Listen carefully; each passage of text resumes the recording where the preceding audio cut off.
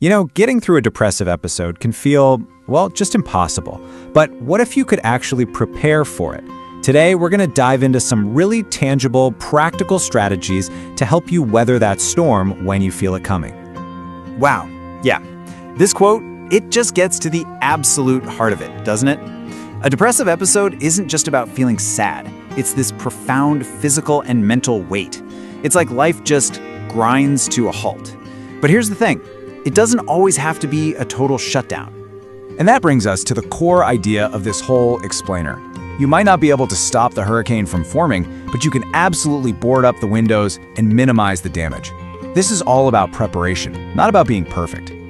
All right, so here's our game plan. We're going to talk about how to recognize the warning signs, and then we'll cover 5 key areas where you can start building up your defenses before that storm fully hits. You know, sometimes an episode just hits you out of nowhere, but a lot of the time, you can actually feel it coming on.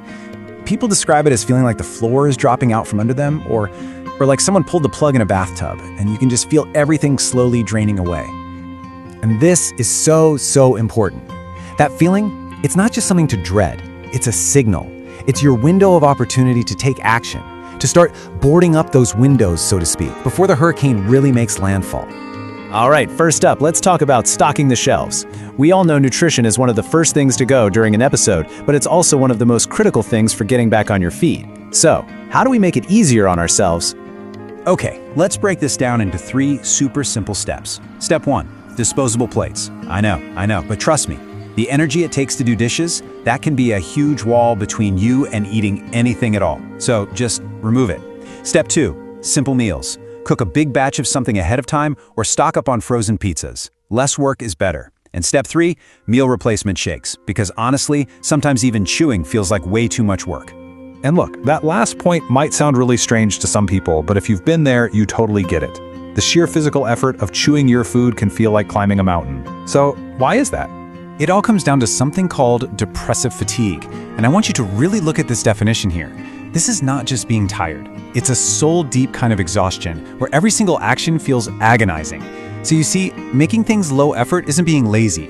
It's a really smart, really necessary accommodation for what you're going through. Okay, let's move on to our next big idea, because this all builds on each other. Designing your safe room. When you're deep in it, your entire world can shrink down to like a 4-foot radius around you. So what we need to do is engineer that little nest for success. And this slide just lays it out so perfectly.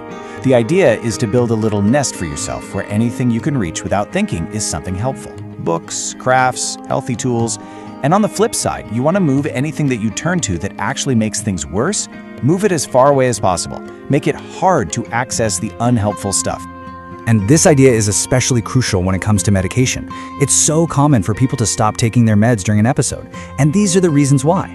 Opening a bunch of different bottles, counting out pills, that takes executive functioning that your brain, which, remember, feels like it's moving through mud, just can't handle. And the solution? It's actually beautifully simple. A daily pill organizer that you've prepped in advance. It's a gift from your kind and benevolent past self that does all the hard work so your future self only has to do one simple thing. This one little trick can literally stop you from spiraling into withdrawal on top of everything else. All right, next big strategy. Calling your support crew. When you feel an episode starting, the gut instinct is to pull away, to hide. But you gotta fight that instinct. Please, don't suffer in silence. Because here's what your depressed brain does. You're alone, you feel isolated, no one's texting you, and then you start to spiral.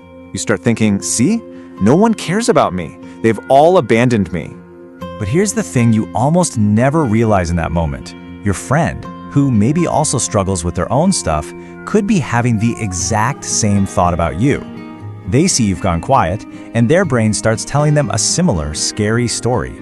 And that's the tragic, ironic reality of the situation, right? You're both just depressed.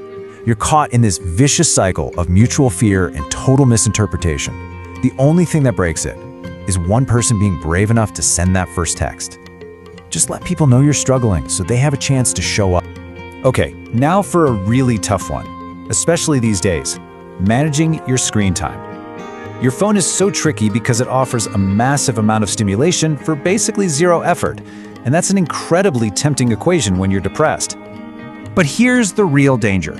You can lose 10, 12, even 16 hours a day, just gone.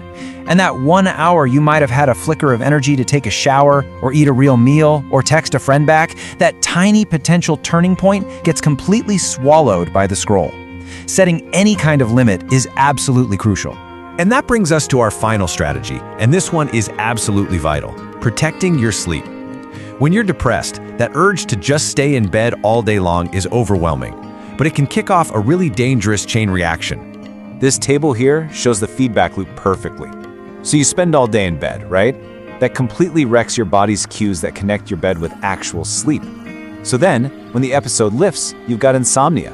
And what does that insomnia and fatigue do? It becomes a huge risk factor for triggering the next episode. So the rule is simple, even if it feels a little weird. Your bed is for sleeping, period. If you have absolutely no energy and you need to lie down during the day, do it on the couch. Heck, grab a pillow and lie on the floor. I know, it sounds strange, but it's so much better than wrecking your sleep hygiene and setting yourself up for the next storm.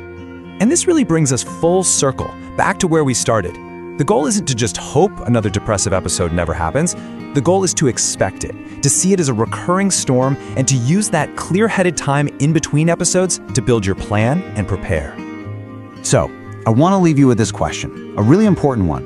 What's going to be your first step? Are you going to buy the paper plates? Set up a pill organizer this weekend? Text a friend right now and tell them your plan. What is the first board that you are going to nail down to prepare for your next storm?